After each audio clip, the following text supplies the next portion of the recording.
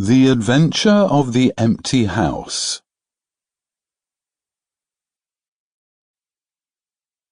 It was in the spring of the year 1894 that all London was interested and the fashionable world dismayed by the murder of the Honourable Ronald Adair under most unusual and inexplicable circumstances.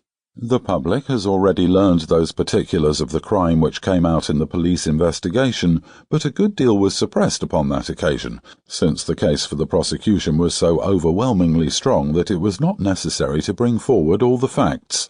Only now, at the end of nearly 10 years, am I allowed to supply those missing links which make up the whole of that remarkable chain.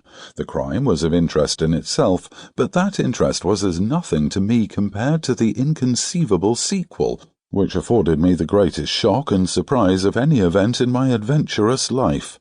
Even now, after this long interval, I find myself thrilling as I think of it, and feeling once more that sudden flood of joy, amazement, and incredulity which utterly submerged my mind.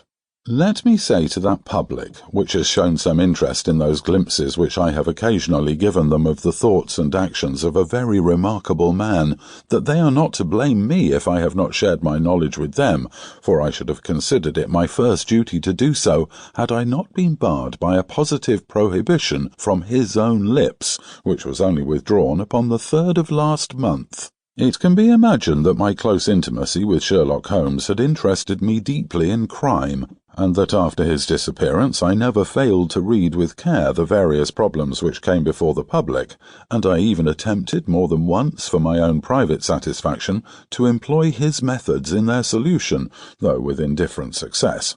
There was none, however, which appealed to me like this tragedy of Ronald Adair. As I read the evidence at the inquest, which led up to a verdict of wilful murder against some person or persons unknown, I realized more clearly than I had ever done the loss which the community had sustained by the death of Sherlock Holmes. There were points about this strange business which would, I was sure, have specially appealed to him, and the efforts of the police would have been supplemented, or more probably anticipated, by the trained observation and the alert mind of the first criminal agent in Europe.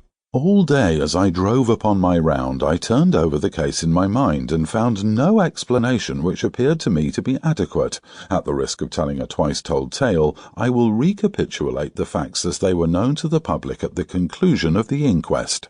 The Honourable Ronald Adair was the second son of the Earl of Maynooth, at that time governor of one of the Australian colonies. Adair's mother had returned from Australia to undergo the operation for cataract. Sample complete. Ready to continue?